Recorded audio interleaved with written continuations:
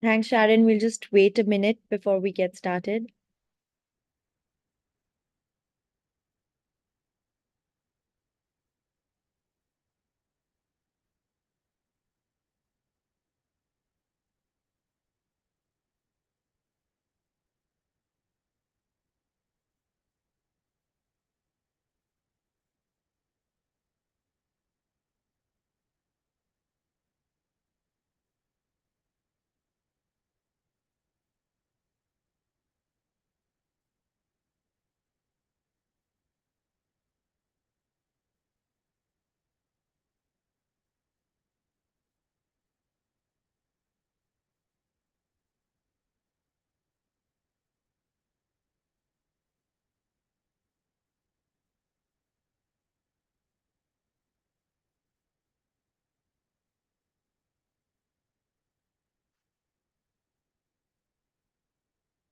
Lovely. Thank you, Sharon, for the go ahead.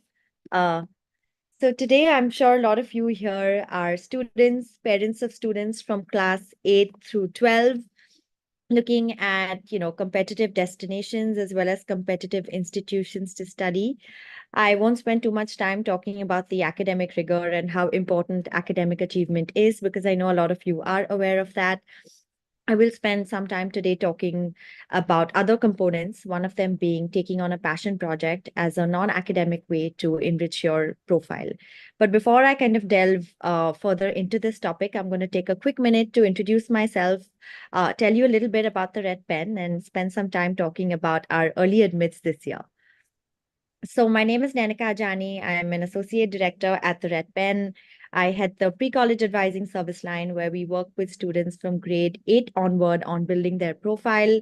Been around for over 7 years and worked with students, through the entire profile development as well as application phase, and have had a lot of students that I've worked with admitted to prestigious universities like Stanford, Caltech, Georgia Tech, Carnegie Mellon University, Brown, and many, many more.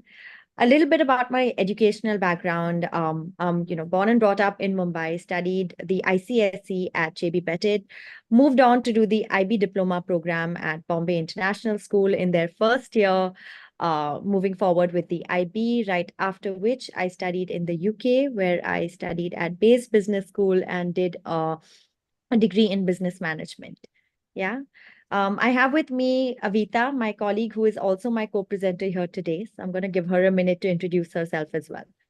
Thanks, Nanika. Hi, everyone. It's lovely to meet all of you. My name is Avita. I'm a senior consultant with the pre-college advising team, and I've also been working with students for a long time now. I used to be a teacher before, so I think, having those dual perspectives of sort of, what students are going through on a day-to-day basis and sort of helping them with their university applications, I think really helps me when I'm working with students. So similar to Nanika, I've had students accepted into Yale, Notre Dame, USC, a lot into, BU, Northeastern, Babson. So very excited to kind of speak to you guys about the experience that we have. A little bit about me as well. So I grew up in Singapore. I did the full IB program. So I've done the PYP, the MYP, and the IB diploma. And then I went and got my undergraduate degree at Northeastern University. From there, I was a teacher for a little bit of time and then decided to go and get my master's from the University College of London and sort of decided to join the Red Pen from there. It's just really been a wonderful experience. And I'm very looking forward to speaking to you guys about this. Thank you. Thank you, Avita. So really quickly, for those of you that are joining one of our webinars for the first time, the Red Pen is a boutique education consulting firm. We've been around for over 12 years and work with students, as we like to put it, from preschool to PhD.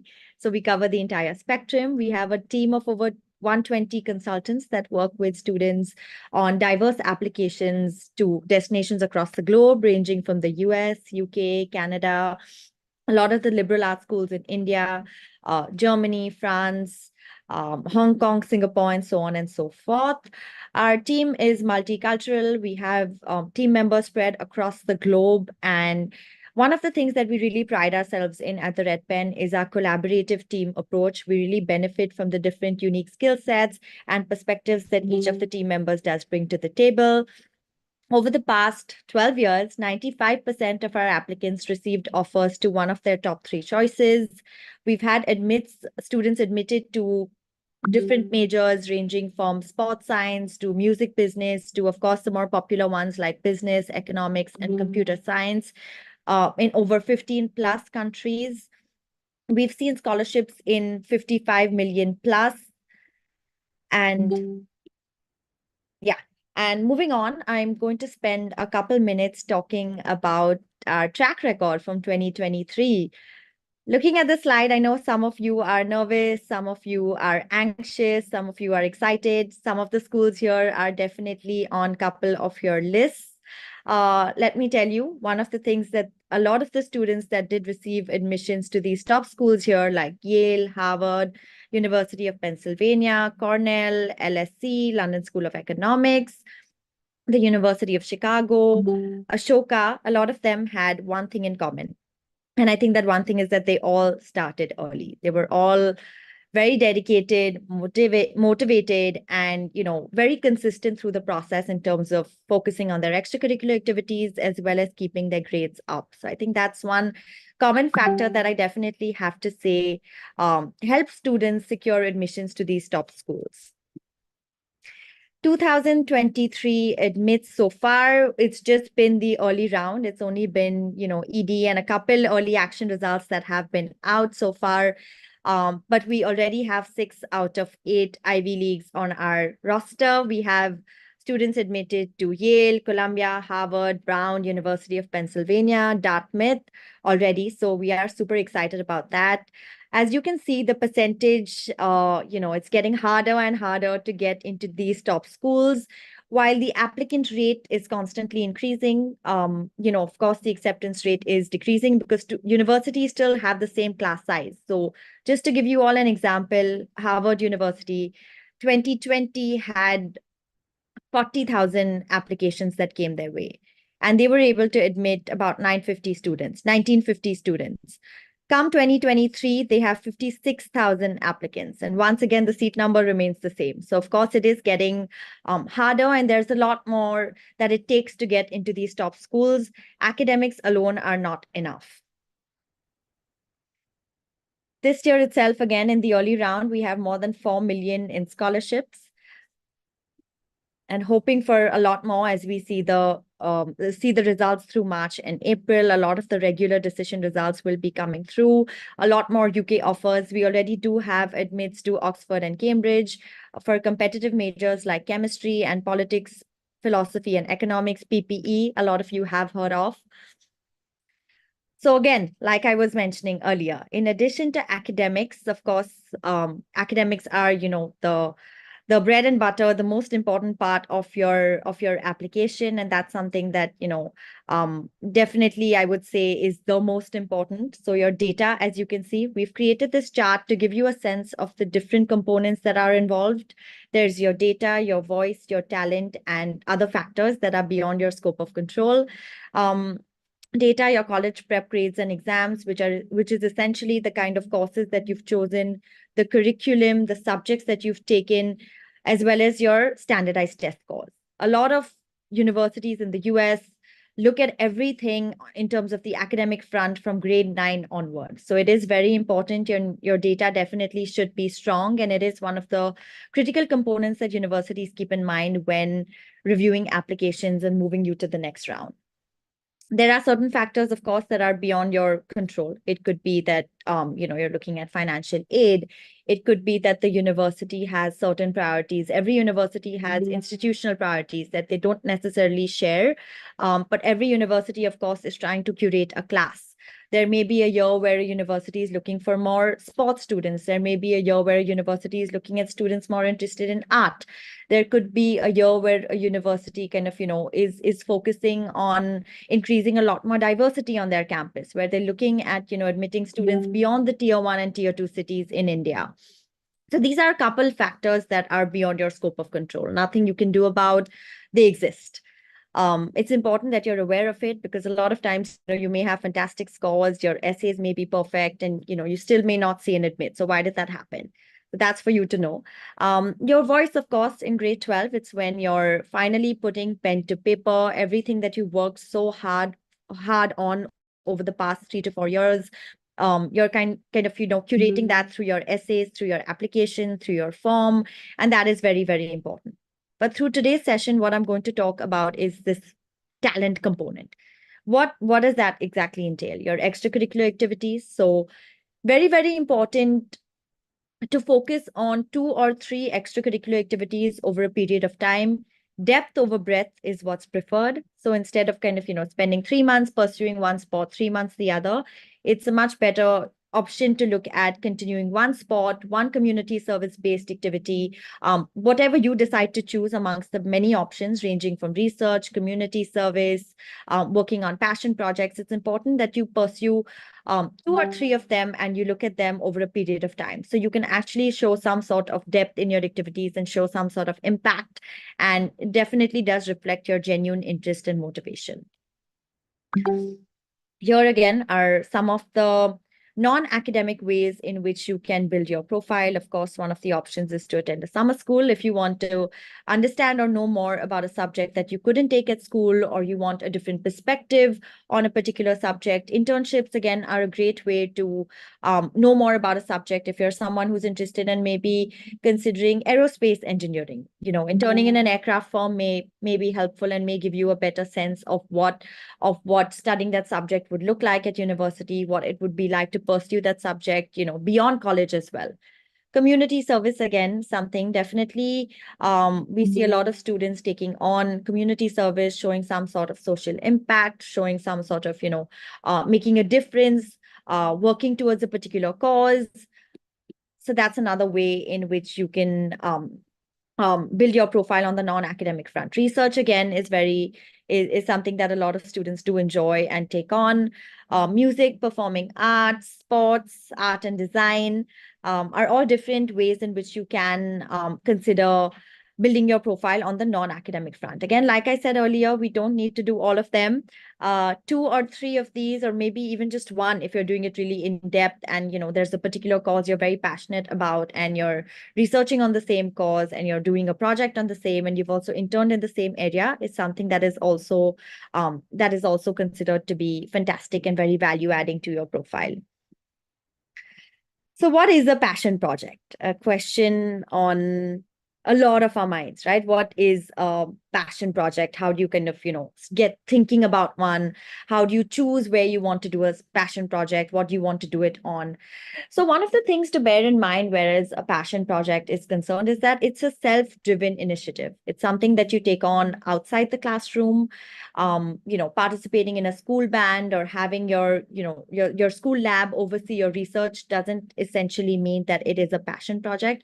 A passion project is a self-driven initiative that allows you to pursue a passion or an interest beyond the classroom. It gives you the opportunity to show skill set development. It gives you an opportunity to show your passion and motivation towards a particular cause. It gives you the opportunity to create some sort of impact in an area that you really care about, or a space where you really want to make a difference. Here are a couple ways in which you can, think of building your passion project. One of the ways in which you can is combining 2 different interests. So if you're a student who's interested in business and at the same time you're also interested in environmental responsibility, you're also interested in preserving the environment. An example of a passion project could be starting an eco-friendly clothing line.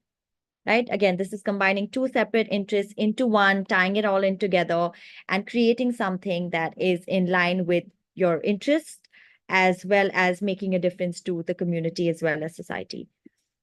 One of the other ways, you don't have to, it doesn't have to be a combination where you're combining 2 interests as well as has a social impact. It doesn't have to be a mix of both.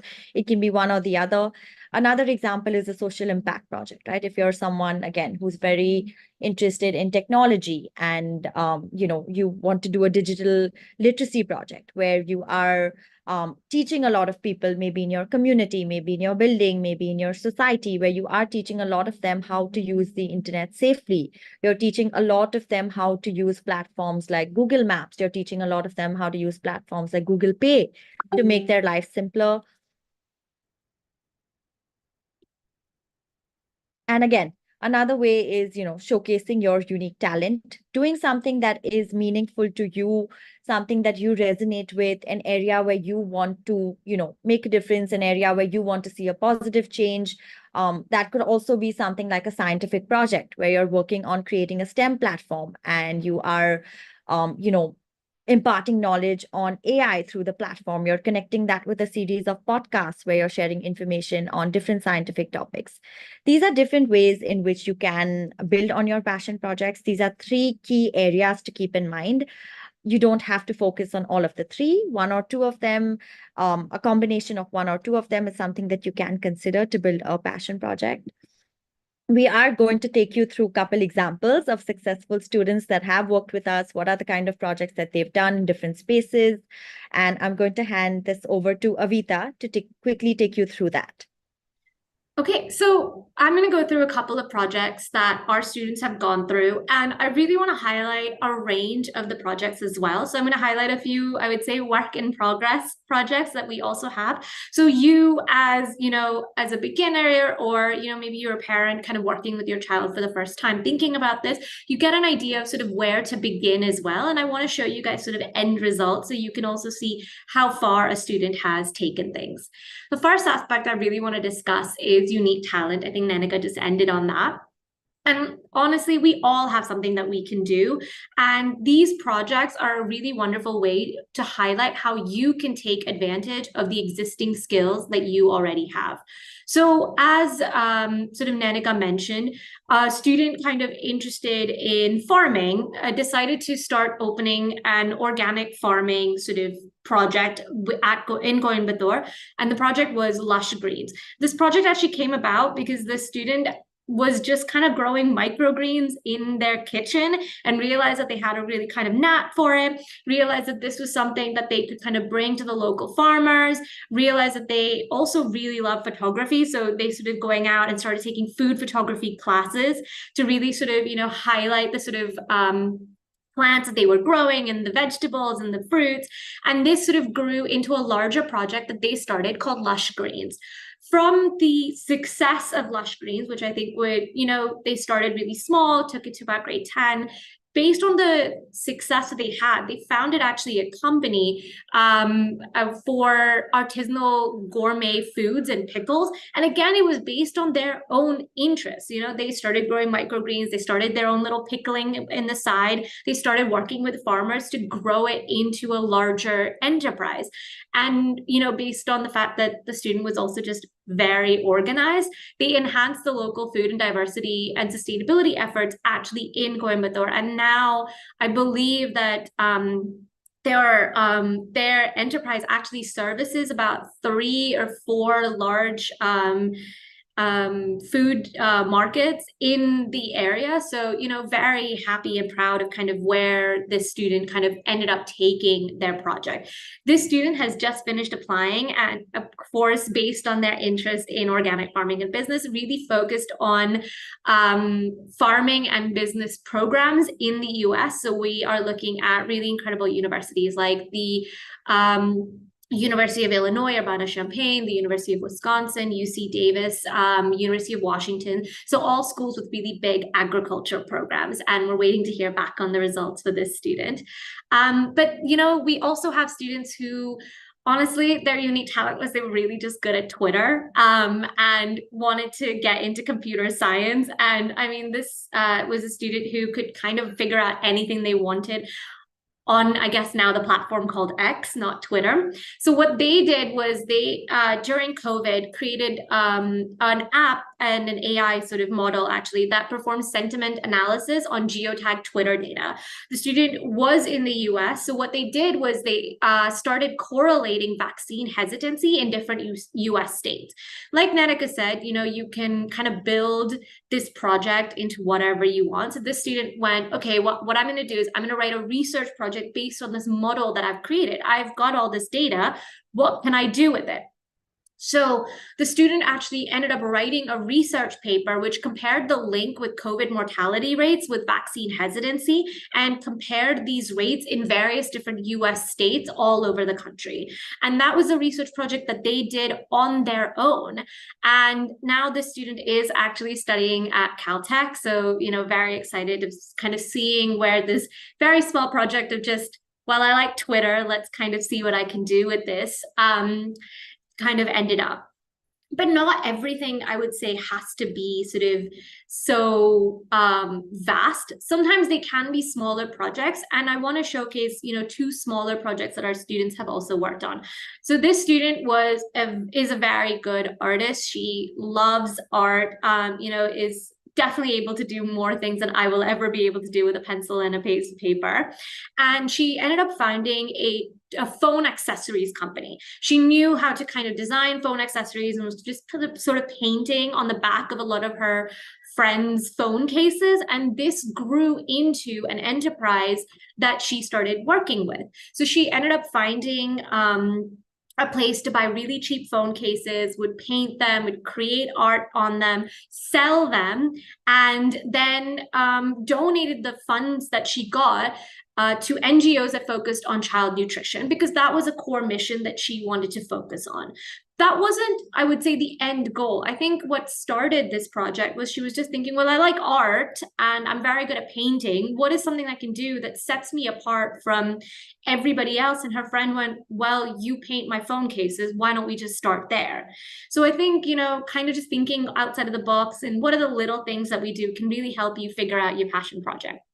And sometimes it's not even that big. We have a student in grade 9, very young, who really just loves nature, but knows for a fact that they want to do engineering. So what we did was actually introduce them to the idea of something called biomimicry, which is basically this idea of mimicking the way that nature builds things. So, I guess the way that a Shinkansen train is built and how it's actually based off of, I think, a bird, and there's some sort of aerodynamics over there. But this student then started just doing very small research into what biomimicry is, kind of started figuring out what they like, and now is working towards creating their own sort of prototype. And it's not going to be something amazing. It's just going to be, a little bit of paper and pen, drawing it out on CAD, and then maybe kind of creating something with cardboard. But this is a really good starting point for the student. And now we can start thinking about, okay, we built this prototype. What's the next step? What's the next sort of way that we can build on your project? So if we keep going on, next we kind of have combining two interests. Now I know the unique talent kind of showcased two interests, but I also kind of want to show you guys how your two interests don't necessarily have to be towards what you want to study at university. So if we look at theater and public speaking, the student actually wants to focus on economics. However, she is an incredible actress. She loves theater. She has acted in a lot of plays at her school, at her local club, and has even, performed at various university exhibits for theater. So what she started doing was she started creating and performing local street plays on the weekend. It wasn't anything big, but she was writing these street plays and she was performing these street plays and she was marketing these plays at local, laughter club events or at a park or anything like that. And she was just getting her friends involved. This grew because she ended up reaching out to an NGO that works with young girls and was sort of asking if anyone over there would like to, support her and be in part of a play. So she started building these plays and getting younger kids involved, and then sort of realized, well, you know what? I really want to focus on economics. So from there, she identified the key group that she wanted to focus on, which were underprivileged communities, women and elders, and also started creating street plays that were focused on financial literacy. And this student is, again, another really high achieving student and is currently looking at applying for schools like Wharton and Columbia and NYU. So we're also very excited to kind of just see what the results of these applications are going to be. But you can also start smaller than that. And I would definitely recommend you to start smaller than that. Just think about what it is that you like. Do you love football? Do you love tennis? Because if you do, you can start something as small as our student who decided to create Wimbledon at his society. The student is really young, and creating a small project in his society is a really wonderful way to begin. So now, based on sort of what's going on with the tennis schedule, they are hosting fundraising tennis competitions based on Wimbledon, based on the US Open, the French Open, and they are fundraising, and the money that they're getting, they're donating to local sports academies, and they're also donating things like old shoes and tennis rackets and tennis balls to these sports academies, because we're not going to have a need for, tennis rackets that we've outgrown, but there are going to be younger kids who are underprivileged who would have a need for this. So kind of just, thinking very small, but very intentively about what it is that the student wanted to do. I'm not going to discuss every single one of these projects, but definitely take a look at a few of these aspects that we have put up on the screen here. And finally, we have social impact. Now, a lot of these projects really highlighted, I would say, an academic skill as well. Not every project that you do has to have an element of academia to it. Instead, what we're really focusing on is your unique perspective, and social impact is a really wonderful way to highlight your unique perspective and your unique sort of personality. And what is it that really matters to you? Social impact is a really large part, I would say, of your US application. It's a bit key, mostly because what they want is they want to understand you as a student. What kind of community member are you? Because remember, when you're joining a university, you are part of a community. So social impact projects are a really good way to highlight that sort of person that you are going to be. So if we look at this sort of pediatric cancer awareness program, this was actually a collaboration between two very different students. So we have an architecture student and a business student. So our architecture student actually created the pieces for this nutritional game using CAD drawings, which highlights a very important architectural technical skill that you would need, while the other one researched sort of where can we get this manufactured? What are some compared prices, looked at logistics. And they did all of this not on their own. They did all of this by reaching out to an NGO. So they started working with the Cuddles Foundation here in India, which has access to a lot of government hospitals all over the country. And the goal is that the Cuddles Foundation is actually going to help them distribute these sort of nutritional games to help these students understand the importance of nutrition when they're dealing with cancer. I do see that a few people have some questions. I'll just finish. I will finish sort of this going through a couple of these projects, and then I'm definitely happy to answer a few questions. Nanika, if you could just go back, I'm just going to discuss one more sort of project. So another one I kind of want to highlight is our body positivity movement. I think what's key that I'm really trying to highlight here is not all of our projects have to be very big projects. Instead, it's really about highlighting your personality and what is important to you. So this student actually co-founded a virtual platform for body positivity advocacy. And it started very organically. The student was big in MUN and had a lot of friends that didn't live in India. And during the COVID lockdown, reached out to a lot of her friends, sort of saying, how are you handling COVID? How is your mental health? How is your body image sort of dealing with the fact that, we're not going out every day and exercising and meeting our friends, and we're sort of staying home in pajamas, basically. And from there, she ended up actually collecting a lot of these testimonials from all of her friends around the world, and she collated them onto an Instagram platform, really just talking about all of these girls, these preteen, teenage girls, and sort of what their mental health and their body image was like during the COVID-19 pandemic. The emphasis was inclusivity and awareness. It is not a huge project, but it is a very specific project to this individual. And now I can very, wonderfully say the student is actually studying at Yale. She's just finished her first term and is really enjoying and loving the experience. But that's really to highlight that, even our Ivies are looking at what makes you, what makes you tick. And that is what's going to really make a good passion project. So if we move on from there, let me just quickly recap kind of what we discussed. Passion projects should do one of three things. They should highlight your unique talent. They can combine two different interests or have some sort of a social impact. But then where do you kind of begin, creating your personal projects? First, think about what you like.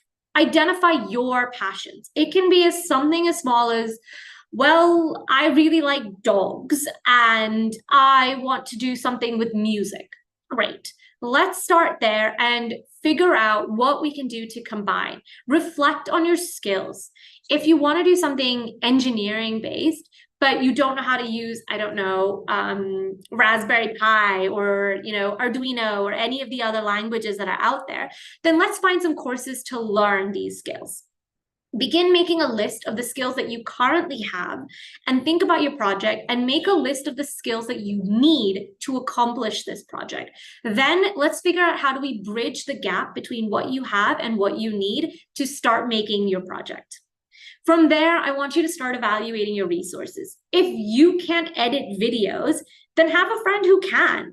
Work together on your projects. You don't have to do everything alone. If you require a lab or a mentor, why not speak to your school or your teachers or your parents even and see if you can work together? And if that doesn't work, is there a maker space in your city? Is there a lab? Is there a robotics lab? There are tons of these opportunities all over the country and anywhere that you live. So I think just, doing a little bit of research and figuring out, okay, well, I need this.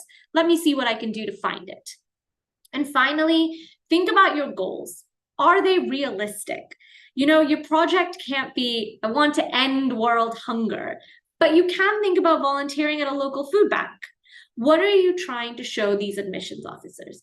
When they read your one-page application, and realistically, that's all it's going to be, it's a one-page application.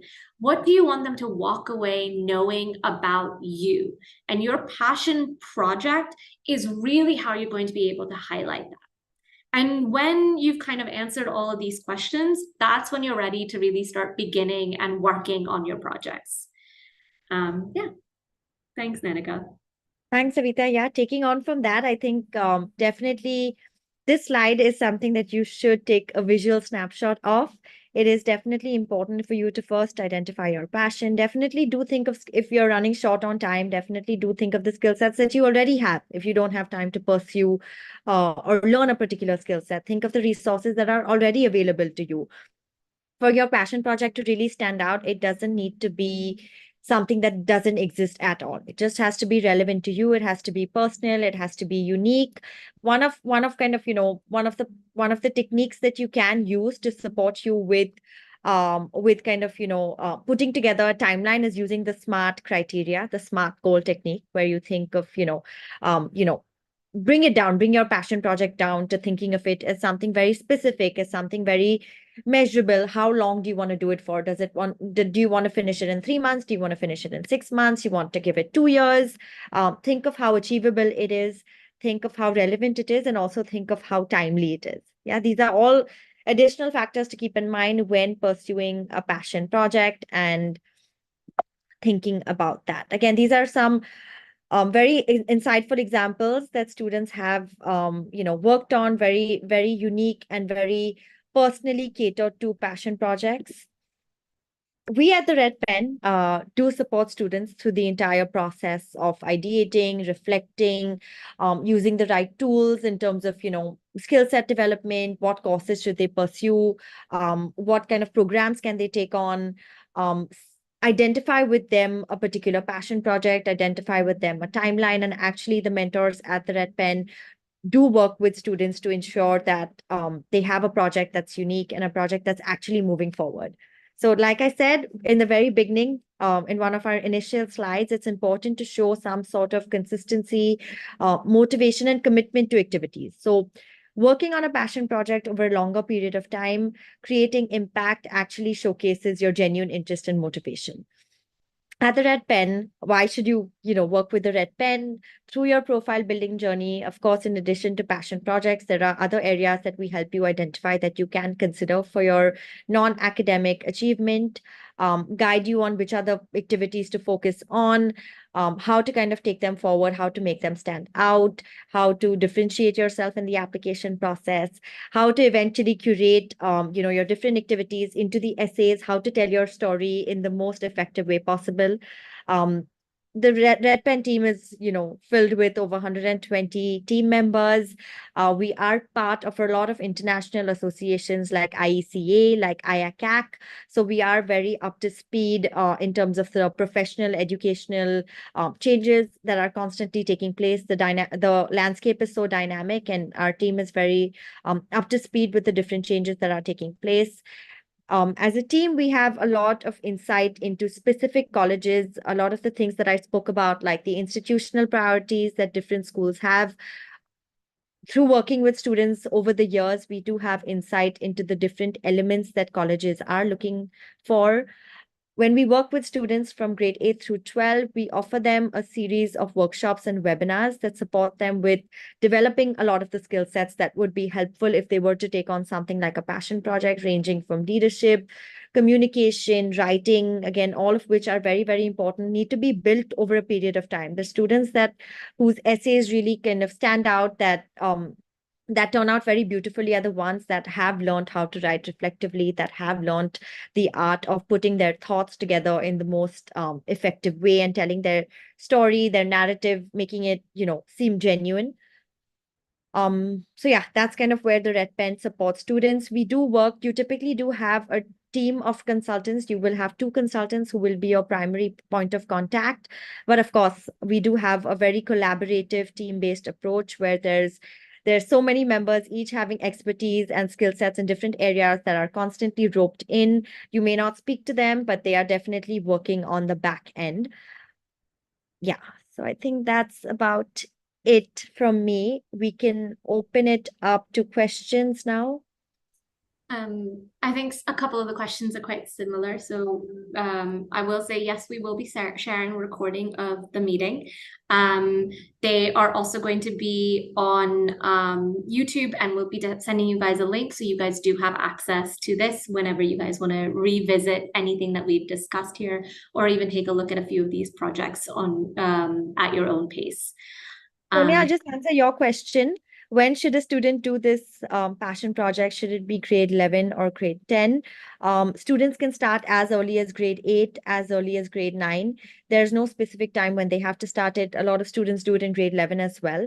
But the earlier you start, the better. Like I said, it showcases a lot more consistency and commitment to the particular cause. And you can do a lot more the earlier that you start, as well as kind of grade 11, grade 12, no matter what board you're doing, be it CBSE, be it A levels, be it the IB, you have your internal assessments, you have your EE or your EPQ, you have a whole ton of kind of assessments that you have to submit. You have your standardized test as well, if that's something that you are taking on.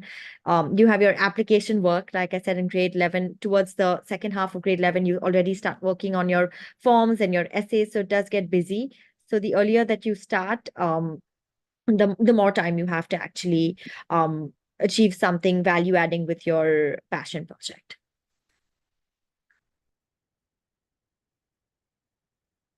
Yes, we do the entire career counseling from college admissions. So we work with students as young as grade 7 and grade 8 that work with us, and we see them all the way through up until college. So yes, we do cover the entire spectrum. A lot of you will be getting, you can kind of access the QR code. A lot of you will be getting a recording and an email from us, and you can feel free to get in touch with us on the number provided here or the email address to schedule a session or sign up for the Red Pen Advantage. I would say, Jackie, in relation to your question, it's kind of similar to a few other questions.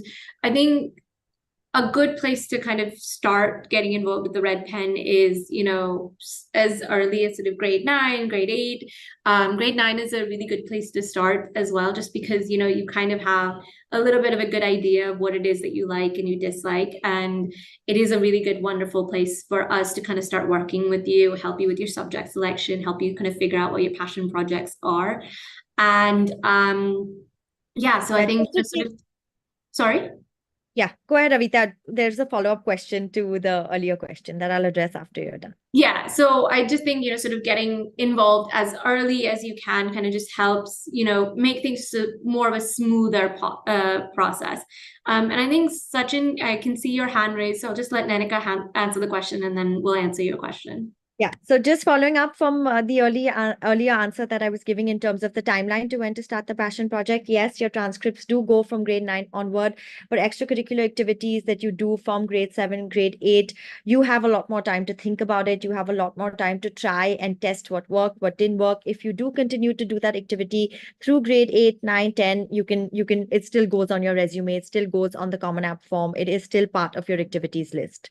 So again, you can start at any point in time. In terms of academics and grades, whereas the US is concerned, the transcripts do go from grade 9 first term onward. Couple of the other countries, you can, for example, the UK, they directly look at your grade 10 second term scores and onward from that. So it is different country to country in terms of the transcripts and the grade, how early they start reviewing your academics. In terms of charges, we can, if you do kind of sign up, you can send us an email. You can also refer to our website where we have all the different packages that we do offer, and you can take a look at the charges there. Apart from passion projects, what are the other requirements? So again, passion project, like I said, there's your academic requirement, which is something that we're all aware of, and your grades and your test scores, which is definitely important. Finally, putting it together, the essays, as we like to say it, is the make or break of your application once you've done everything. On the non-academic side, passion project is one of the options that students can pursue. There are couple of students that are, I just enjoy research. That's something that I want to do. There have been students, in fact, one student that I recently worked with actually worked on 4 research papers. So that's something, again, if research is something that you love and you're just like, I want to kind of do more research, delve more deeper into particular specific topic areas, and that's an option as well. If community service is something that, you really enjoy and that's something that you want to spend more of your time on, and maybe, there's a student who's, again, doing a financial literacy project, who's working with a community on, teaching them how to move with banking, how to create a bank account, what are the factors to keep in mind, how to connect your bank with GPay. So again, community service is another way. Internships, again, if there's a particular area that you want to explore and you want to know what it's like to finally, what it would be like on a real world application perspective, a particular topic or subject area, then again, internships are a great way. Summer schools, a lot of students do consider summer schools to know more about a particular subject area or study it in depth. So that's again another option. Yeah, and then I can see a few sort of similar other questions as well. A passion project does not actually have to be supported by any sort of written recommendation, certificate, or any of that. It's always helpful, but it's not a necessity. What I would say is if you are doing a passion project that you're like, you know what, I don't think I'm going to get any form of certificate or anything like that, what I'd suggest is something just as simple as starting an Instagram or even a Twitter. Just put up pictures of what you're doing, do a quick write-up about what you're doing. Something just as simple as that is more than enough for when you're doing your application. You can just link all of that there, so if the admissions officer wants to take a look at the passion project, they can just easily click on the link and take a look at your photos. So I think just thinking about other ways that you can kind of support and highlight that you've done these projects. They don't always have to be a letter of recommendation or any sort of certificate. And I would say, while starting in grade 8 might seem early, what I will say is just highlighting what Nanika said is grade 8 is a really good time to kind of just like try on a few things and see what fits. So then by the time you get into grade 9, you're not walking in going, well, I want to try everything. It's I've already tried out quite a lot of things. I know what I like, I know what I don't like, and I want to spend this year actually focusing on more tailored opportunities and really developing these skills and really figuring out a few more niche ideas and activities that will really help build and help me figure out sort of what I want to study and where I want to apply. So, grade 8, it is young, but it is a really good time to also get started. Yeah, definitely. Completely agree with Avita. I think it definitely does give you a head start and a little bit more of a breather to start before it gets heavier on the academic side. In terms of the question, in terms of if we support with internships and research, I think I've seen that question up and down here both.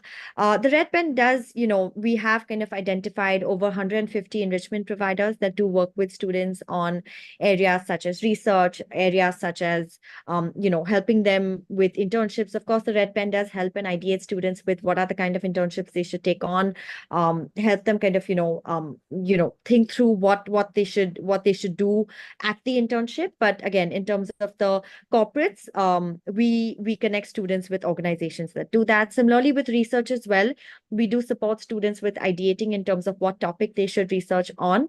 But again, in terms of our expertise lies in counseling, and we do recommend students, organizations again that have PhD students, that have professors that work with students on research.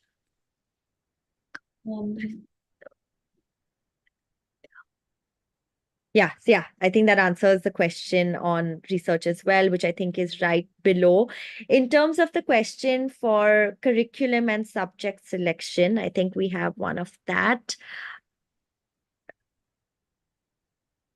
Again, yes, there's no preference again between A levels and the IBDP. It really depends on if the student wants to pursue fewer subjects in depth or if they are looking for a more holistic environment that the IB provides, where a student has to take one language, a second language, a science, a social science, math, and 6 different subjects that students have to take on. So that is where you have that is kind of what the IB curriculum entails. After doing the IGCSE, the student can choose to continue with A levels or move on to the IB. It really depends on the student. I think you can definitely schedule an independent session with us to discuss your child's profile a little bit more in detail, and then we can kind of take a call if it's the right fit or not for your child. And yeah, kind of just going off of that, if you guys do have any specific questions for your profile or your child's profile, you want to know more about subject selection or, curriculum or schools or, what sort of project you want to work on, definitely, scan the QR code, book an appointment with us. We're happy to get on a quick call with you guys to answer any specific questions that you may have, and really support you guys on your sort of higher education journeys. Is there any other questions that you guys have for any of the passion projects that we discussed? Anything else you guys would like us to clear up? All the best to your daughter, who's kind of giving her IGCSE mocks. Yes. And I know a parent is joining on behalf. So yes, you will have access to the recording.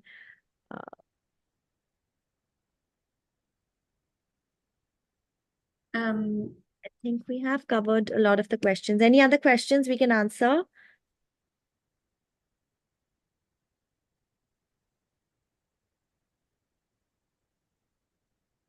I think we've covered it all. Avita, Are anything? there webinars for only Red Pen students? Yes, there are. We do have internal webinars that we give specifically for our Red Pen students.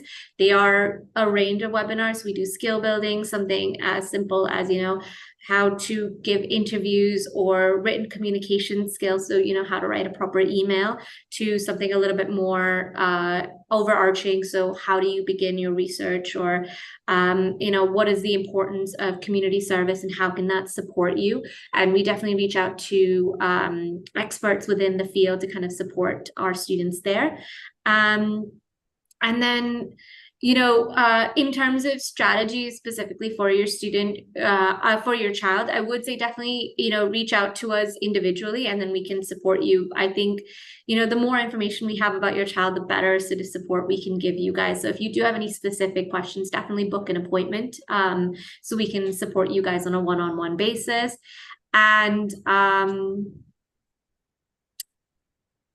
yeah, for the community recipients impact, or yes, I would say impact is a really cool, wonderful way to highlight the reach of your passion project. So I think a really good one is a younger student of ours. So she's just finishing up her grade 10, is a really good runner. And we kind of didn't know what she wanted to do with the fact that she just loves marathon running. So she has now taken part in 2 of the Tata marathons, and she has raised, I believe in year 1, she raised about 32,000 rupees. This year, she actually exceeded her goal. So she wanted to raise about 50,000. She's raised about 56. So when we send in the application, we can say over 4 years, she has raised X amount of money for the Tata marathon, and is able to showcase, a growth within year 9 to year 10 to year 11 to year 12.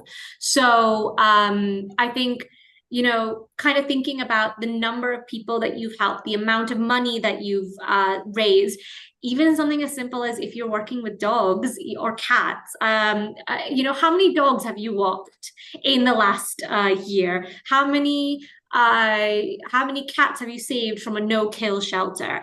If you're supporting, the elderly in your society, how many people have you maybe helped them with their sort of day-to-day usage of electronics? Because I know for a fact my grandparents still don't know how to use Zoom. So, going out and doing something as small as that. So kind of, taking a note of how many people, how many things is a really good way to really quantify the reach of your passion project. Answering another question on STEM, um, other than internship and research, writing research papers along with community work, what else can you do? So one of the other areas to kind of focus on is competitive examinations as well. Competitive for students looking at STEM. If your child loves math, looking at competitive math competitions. If your child enjoys science, again, looking at competitive options there as well is another good idea. So I think a combination typically works. And it really kind of depends on, you don't have to do everything just to answer the question here. It doesn't have to be a combination of all of it. Doing just 2. So even if you were to just focus on an internship and a research paper alongside community work, just 3 of these is enough. What's important is how much time you give it, what an impact you create, how long it's done for, and how you speak about it in the applications. You don't have to do all of it. Admissions officers are aware that students have a lot of work. They do have a lot of school work as well. And there are only limited hours outside the school that are available for the student to take on extracurricular activities. So don't try to do all of it. It's not necessary. In terms of answering your question again, from the community recipients impacted or touch count, how could a student demonstrate impact through a passion project? So yeah, that's a very good idea. I think that's something that that's a very good question. That's something I think that we do encourage our students. For example, if a student has worked on, for example, making a difference in a particular community, say they kind of, had workshops and webinars to support students with, to support families with, again, say, digital learning. We do encourage students to do things like surveys, to kind of go in and check in with families after the activity has taken place, after they've done something, to actually see what the benefit has been like, to actually get feedback. These are the projects that actually make a difference, where a student has done a particular initiative, gone back to the families who were to benefit from it, had a survey, gotten feedback, incorporated the feedback, and then kind of gone back and done something else to help that community. So that's kind of the continuity that in a project that actually showcases genuine interest and actually leads to a lot more of an impact. And it's a good way to assess whether the activity that a student has done has actually made a difference or not.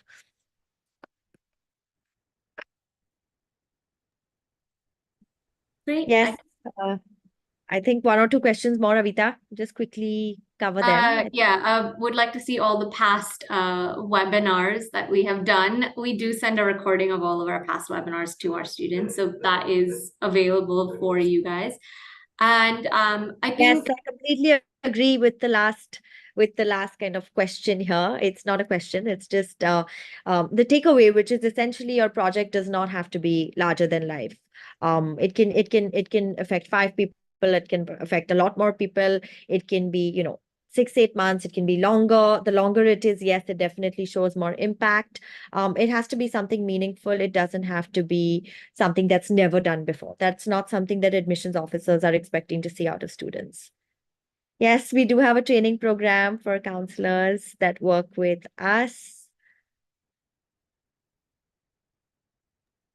I think, Ivana, don't have the numbers for the number of students that we have sent to Harvard in the past 5 years on hand, but we're happy to kind of look that up and, get back to you at a later date with all of that information. And I think kind of just closing out and, going off of what Nanika said, I think the big thing that you guys should take away from all of this is your passion project should be about you. Don't worry about what everyone else is doing. Don't worry about what everyone else is telling you that you should be doing.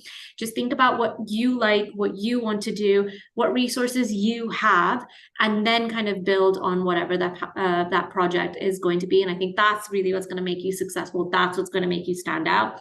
As much as I'm sure you would love to be able to go to the moon, we can't. So think about what makes you you and what makes you stand out, and that's really what's going to help you build a really good passion project. I think that's kind of it. Yeah, I think covered all the questions. Feel free to kind of book an appointment. You can scan the QR code here, and any additional questions that you have, we can answer them through the session that you managed to schedule. Yeah, do follow us on Instagram as well, TRP Mumbai. We do kind of share a lot of insights, a lot of interesting updates and news there as well. So that would be a good place to be updated with the space.